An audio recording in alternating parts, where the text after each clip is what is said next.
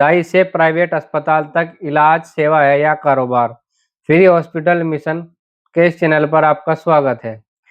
एक समय था जब गांव में बच्चों की डिलीवरी घर पर दाई की मदद से हुआ करती थी।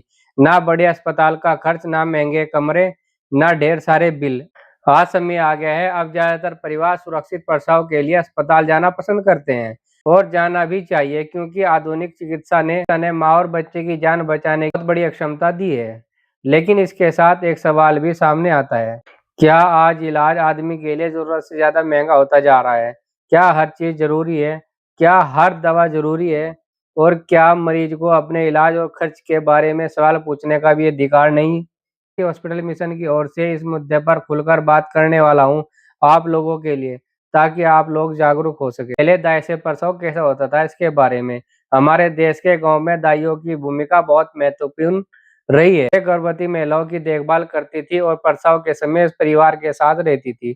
लेकिन हमें इतिहास को सिर्फ एक तरफ से नहीं देखना चाहिए। समय प्रसव के दौरान ज्यादा खून बह जाए, बच्चे की स्थिति खराब हो जाए, प्रसव में रुकावट आ जाए या माँ और गंभीर कॉम्प्लिकेशन हो जाए प्रसव में रुकावट आ या माँ को गंभीर कॉम्प्लिकेशन हो जाए तो तुरंत ऑपरेशन, ब्लड बैंक, एनास्थीसिया और इमरजेंसी केयर जैसी सुविधाएं हर गांव में उपलब्ध होनी चाहिए। इसलिए आधुनिक अस्पतालों, प्रशिक्षण डॉक्टरों की जरूरत को नकारा नहीं जा सकता। मुद्दा बनाम अस्पताल नहीं है, मुद्दा है महिला को सुरक्षित इलाज मिले, सम्मान मिले और उसके परिवार पर आवश्यक आर्थिक बोझ ना पड़े। आज इलाज इतना महंगा क्यों होता है? आज अस्पताल में मरीज को कई तरह के खर्चों का सामना करना पड़ सकता है। तो doctor consultation, blood test, ultrasound, medicine, room charge, procedure charge, और अगर बीमारी गंभीर हो तो खर्च और बढ़ सकता है।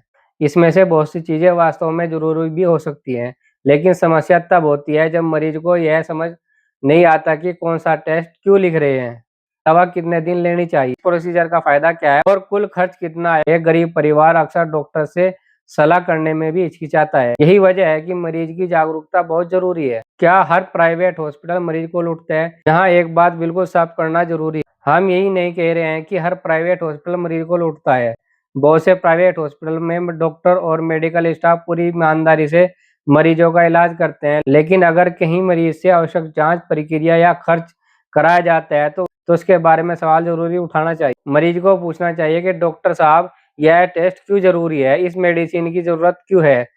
क्या इसका कोई अल्टरनेटिव है? अगर मैं यह ट्रीटमेंट ना कराऊं तो क्या रिस्क हो सकता है? और इस ट्रीटमेंट का एस्टिमेट कॉस्ट कितना होगा? सवाल पूछना डॉक्टर का अपमान नहीं है, अपने इलाज को समझना हर मरीज का अधिकार है। फार्मा इंडस्ट्री पर भी सवाल है। अब बात करते हैं फार्मास्यूटिकल कंपनीज की। दवा कंपनियों ने मॉडर्न मेडिसिन के विकास में महत्वपूर्ण भूमिका निभाई है।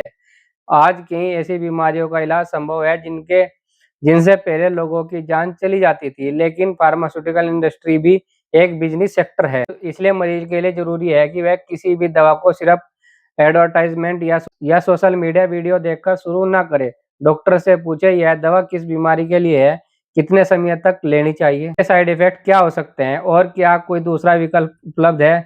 लेकिन एक बात का ध्यान रखना जरूरी है, बिना वैज्ञानिक प्रमाण के यह कहना है कि हर फार्मास्यूटिकल कंपनी लोगों को जानबूझकर बीमार कर रही है, सही नहीं होगा। सवाल पूछे, लेकिन सवाल सबूत के साथ पूछे। बच्चों को केमिकल खिलाने की बात, जैसे बच्चों के पैकेट फूड, स्नैक, ड्रिंक और फ्रेश फ्रूट। आजकल सोशल मीडिया पर अक्सर सुनने को मिलता है बच्चों को केमिकल खिलाया जा रहा है, लेकिन यहाँ हमें थोड़ा समझदार बनने की जरूरत है। हर केमिकल जहरीला नहीं होता। हमारे शरीर और भोजन में बहुत से केमिकल कंपाउंड नेचुरली मौजूद होते हैं। असल सवाल है, वह सब्सटेंस क्या है, कितनी मात्रा में है, क्या यह निर्धारित सेफ्टी लिमिट के अंदर है भी या नहीं, और वैज्ञानिक एविडेंस का क्या कहना है। इसलिए किसी वायरल वीडियो को देखकर बच्चों के खाने की हर चीज को जहरीला समझ लेना सही नहीं है। बच्चों को जितना हो सके बैलेंस्ड और न्यूट्रिशन फूड दें। प्रोसेस्ड फूड और अत्यधिक शुगरी ड्रिंक को सीमित रखें और किसी भी मेडिकल या न्यूट्रिशन क्लेम पर भरोसा करने से पहले रिलेबल सोर्स और क्वालिफाइड प्रोफेशनल से जानकारी ले। असली समस्या क्या है? जानकारी की कमी। हमारे हिसाब से सबसे बड़ी समस्या सिर्फ अस्पताल या दवा कंपनी की नहीं है, सबसे बड़ी समस्या है जानकारी की कमी। लोगों को नहीं पता कि सरकारी अस्पताल में कौन कौन सी सुविधाएं उपलब्ध हैं। कई लोगों को सरकारी हेल्थ स्कीम की जानकारी भी नहीं होती। कई लोगों को यह नहीं पता होता कि वे दूसरी क्वालिफाइड डॉक्टर की राय ले सकते हैं। उससे लोग अपना मेडिकल बिल तक भी ठीक से समझ नहीं पाते। इसलिए फ्री हॉस्पिटल मिशन का मकसद है किसी डॉक्टर, अस्पताल या कंपनी को बदनाम करना नहीं है। हमारा मकसद है आम आदमी को मेडिकल सिस्टम समझाने में मदद, मरीज को क्या करना चाहिए। अगर आप या आपके परिवार का कोई सदस्य अस्पताल में इलाज करा रहा है तो इन बातों को जरूर याद रखें। पहली बात यह है कि इलाज के बारे में सवाल पूछे।